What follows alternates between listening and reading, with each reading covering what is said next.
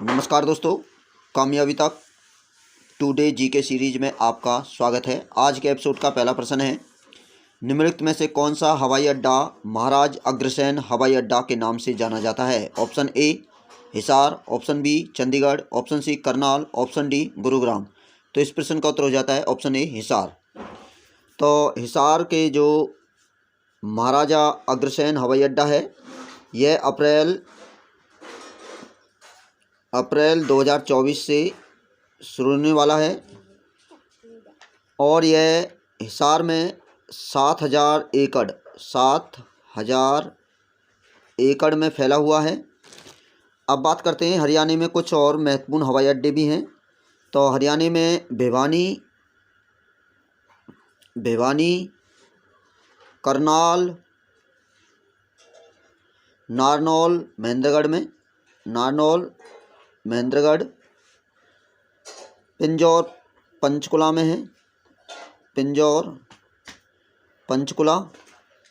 और इसके साथ साथ हरियाणा में सिरसा व अम्बाला में 2 रक्षा हवाई अड्डे भी स्थित हैं। तो हमारे प्रश्न का उत्तर बनता है महाराज अग्रसेन हवाई अड्डा हिसार हवाई अड्डे के नाम से भी जाना जाता है, जो हिसार ज़िले में स्थित है। नेक्स्ट प्रश्न है, महाराज अग्रसेन हवाई अड्डे के अलावा हरियाणा राज्य सरकार ने क्षेत्र में कितनी हवाई पट्टियाँ विकसित की हैं? ऑप्शन ए है ऑप्शन ए, बी है ऑप्शन 2, सी है ऑप्शन 3 और डी है ऑप्शन 5। तो इस प्रश्न का उत्तर हो जाता है ऑप्शन डी 5। तो हरियाणा में करनाल, सिरसा,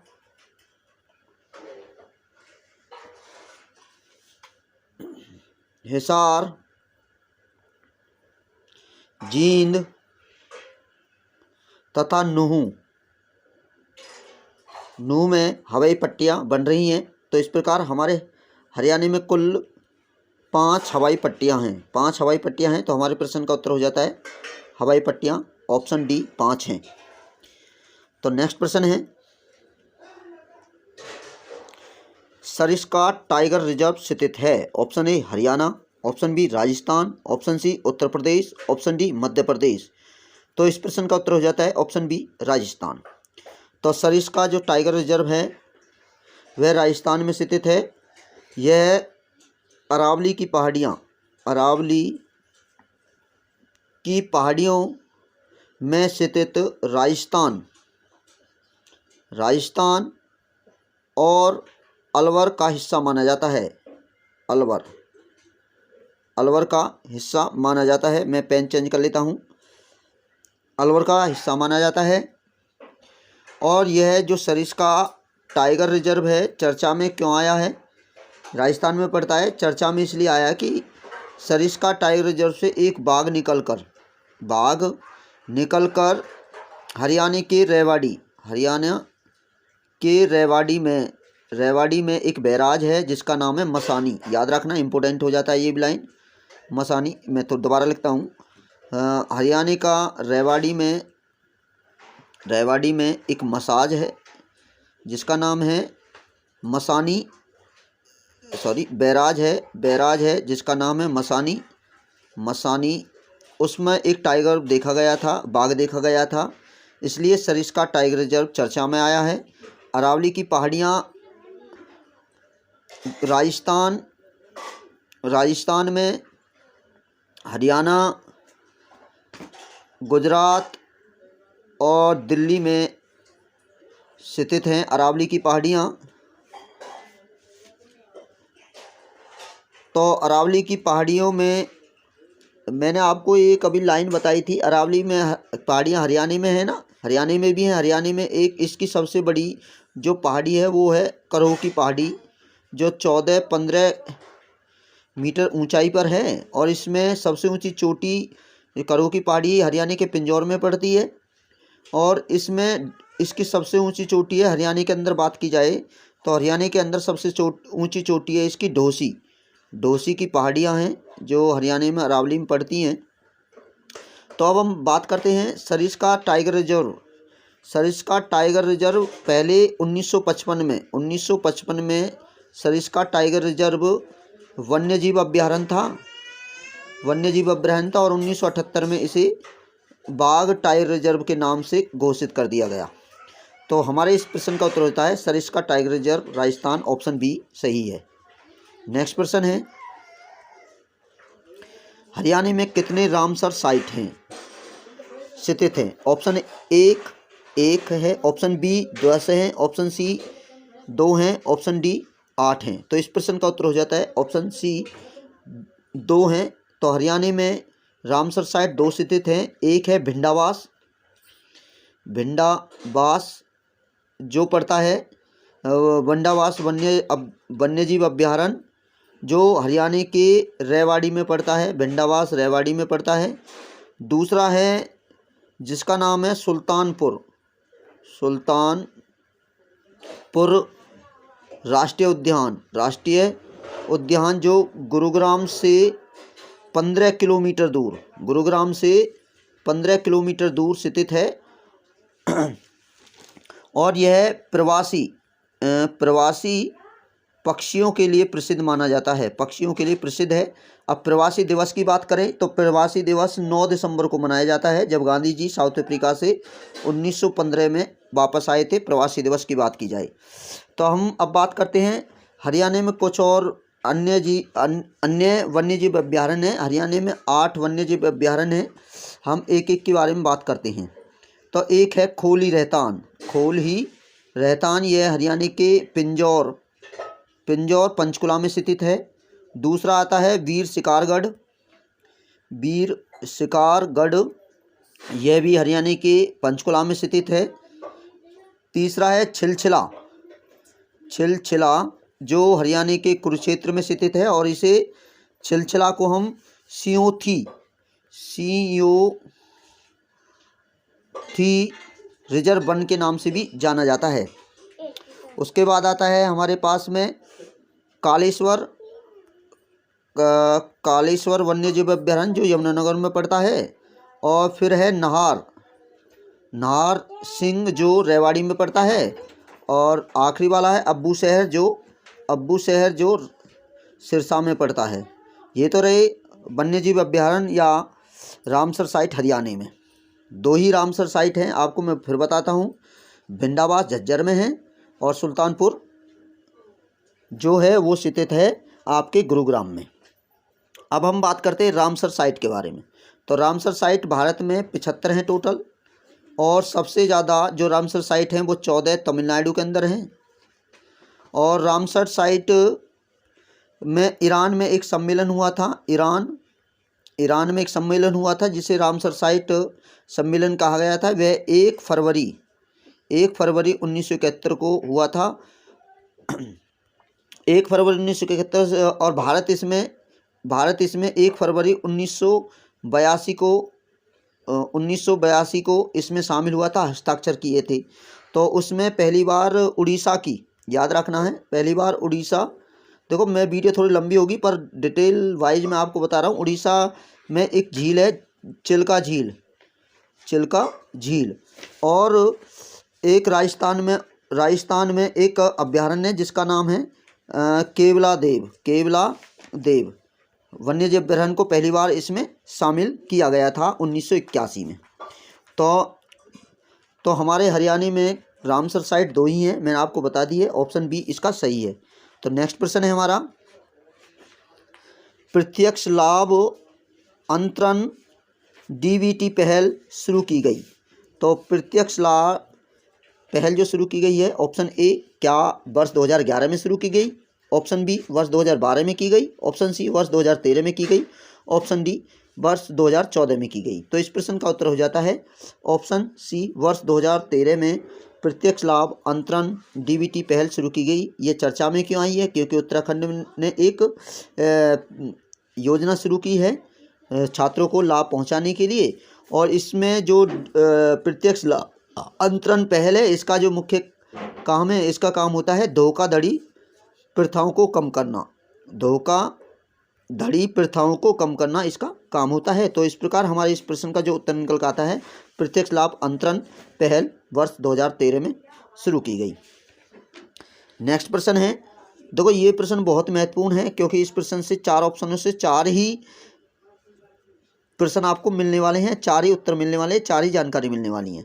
तो खालिस्तान डैश डैश डैश है 26 जनवरी को दिल्ली के कर्तव्य पथ पर गणतंत्र दिवस समारोह के मुख्य अतिथि होंगे। ऑप्शन ए फ्रांस के राष्ट्रपति इमैनुअल मैक्रॉन, ऑप्शन बी दक्षिण अफ्रीका के राष्ट्रपति Cyril Ramaphosa, option C Iran राष्ट्रपति Ebrahim Raisi, option D Maldives के राष्ट्रपति मोहम्मद मुइज़्ज़ू। तो इस प्रश्न का जो उत्तर निकलता है वो निकलता है ऑप्शन ए फ्रांस के राष्ट्रपति इमैनुअल मैक्रॉन। तो 26 जनवरी के कर्तव्य पथ पर जो मुख्य अतिथि होने वाले हैं वो फ्रांस के राष्ट्रपति है इमैनुअल मैक्रॉन। तो इस प्रश्न में 4 बातें क्या इंपॉर्टेंट है।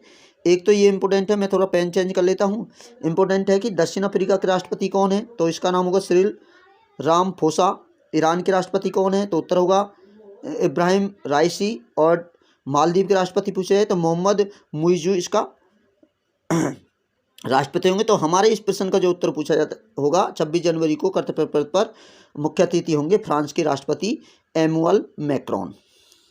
तो नेक्स्ट प्रश्न है, सीमा सड़क सुरक्षा संगठन की गठन निम्नलिखित में से किस वर्ष में किया गया। तो ऑप्शन ए वर्ष 1955 में, ऑप्शन बी वर्ष 1960 में, ऑप्शन सी वर्ष 1968 में, ऑप्शन डी वर्ष 1970 में। तो इस प्रश्न का जो उत्तर होता है वो सही है, ऑप्शन बी वर्ष 1960 में सड़क सुरक्षा संगठन का गठन किया गया।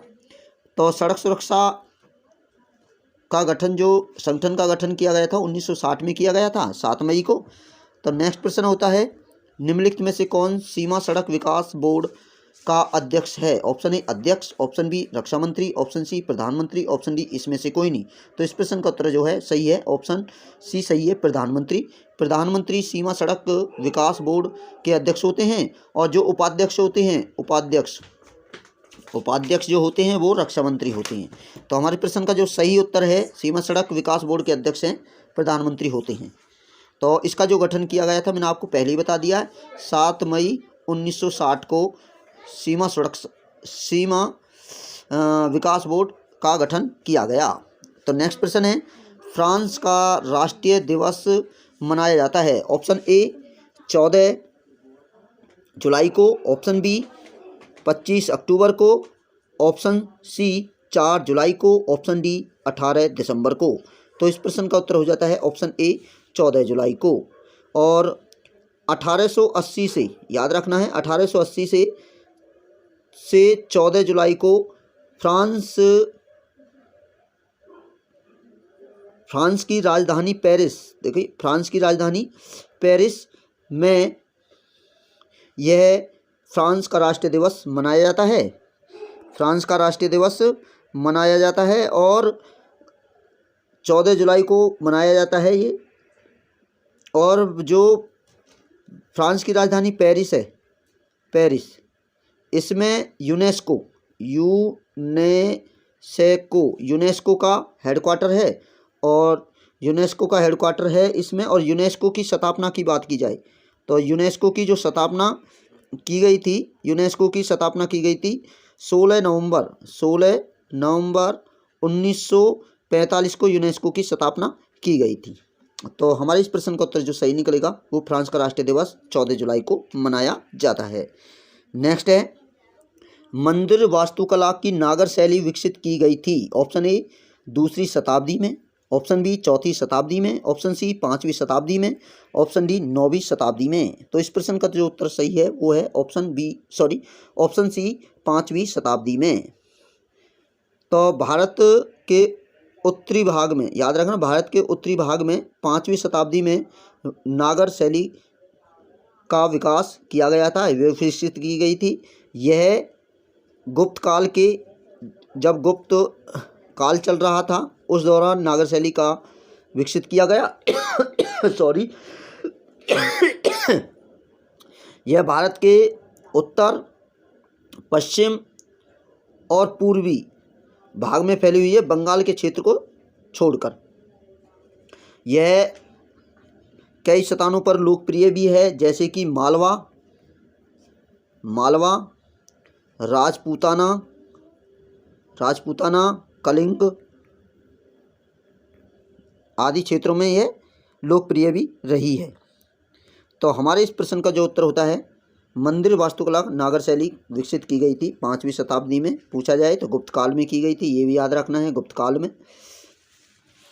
तो ये तो हमारे आज के 10 प्रश्न रहे। मैंने इसमें कुछ वीडियो में और बदलाव किया है, कुछ और बेहतर बनाने की कोशिश की है। आपको किसी प्रकार की करंट अफेयर वीडियो देखने की ज़रूरत नहीं है। मेन इसमें कुछ हमने करंट अफेयर के प्रश्न भी ऐड किए हैं। तो वीडियो को अपने दोस्तों के पास जरूर शेयर कर दें। चैनल पर नए हैं तो चैनल को सब्सक्राइब कर दें, बेल आइकन जरूर दबा दें। तो क्या बदलाव किए देखिए। हाँ, तो कुछ महत्वपूर्ण 5 हमने प्रश्न लिए हैं करंट अफेयर के। तो पहला प्रश्न है, भारतीय क्रिकेट शुभमन गिल, याद रखना है, शुभमन गिल को क्रिकेट ऑफ द ईयर 2024 का अवार्ड के लिए चुना गया है। तो याद रखना है, क्रिकेट ऑफ द ईयर 2024 कौन बने हैं? शुभमन गिल बने हैं। तो प्रधानमंत्री राष्ट्रीय बाल पुरस्कार 2024 कितने बच्चों को दिया गया? तो उत्तर होगा 19 बच्चों को दिया गया था, जिसमें हरियाणा की गरिमा, याद रखना, हरियाणा की गरिमा महेंद्रगढ़ की रहने वाली है। सामाजिक कार्यों के लिए इन्हें भी बाल पुरस्कार मिला है। तो सुभाष चंद्र बोस आपदा पुरस्कार 2024 के लिए उत्तर प्रदेश के 60 पैराशूट फील्ड हॉस्पिटल से 60 पैराशूट फील्ड हॉस्पिटल को चुना गया है। तो आज ही चुना गया था ये, और आज 23 जनवरी है। 23 जनवरी को विश्व राष्ट्रीय पराक्रम दिवस मनाया जाता है। और राष्ट्रीय पराक्रम दिवस का जो आयोजन हरियाणा में बात की जाए तो हरियाणा के रोहतक में इसका आयोजन किया गया था। इसमें मुख्य अतिथि मुख्यमंत्री मनोहर खट्टर जी रहे। तो आगे हम बात करते हैं, प्रधानमंत्री नरेंद्र सिंह मोदी ने जब कल रामलला की प्रतिष्ठा की गई थी, उनके बाद उन्होंने प्रधानमंत्री सूर्योदय योजना, याद रखना है, सूर्योदय योजना की शुरुआत कब की गई? तो आपको याद रखना है 22 जनवरी, इम्पोर्टेंट है, 22 जनवरी 2024 को सूर्योदय योजना की शुरुआत की गई माननीय प्रधानमंत्री जी के द्वारा। और साइक्लोन युद्ध अभ्यास, याद रखना है, साइक्लोन युद्ध अभ्यास का दूसरा संस्करण भारत और मिस्र के मध्य किया जाता है। तो देखो, आपको बिल्कुल बहुत फ़ायदा होगा इस वीडियो को देखकर। मैं आपसे फिर कहता हूँ, चैनल को सब्सक्राइब कर लीजिए। आपको इससे बेहतर कहीं भी आपको नहीं मिलेगा। मैं आपसे वादा करता हूँ, आपकी करंट अफेयर हो या आपकी जीके हो, उसे आप स्ट्रॉन्ग बनाने का काम हमारा ही है। पर आप हमें सपोर्ट कीजिए, चैनल को सब्सक्राइब कीजिए, शेयर कीजिए और वीडियो को लाइक कीजिए, कमेंट जरूर करना है। तो आज के एपिसोड में इतने ही प्रश्न हैं। आपको वीडियो अच्छी लगी तो फिर लाइक करें, चैनल को सब्सक्राइब करें, सभी दोस्तों के पास शेयर करें। तो जय हिंद, जय भारत।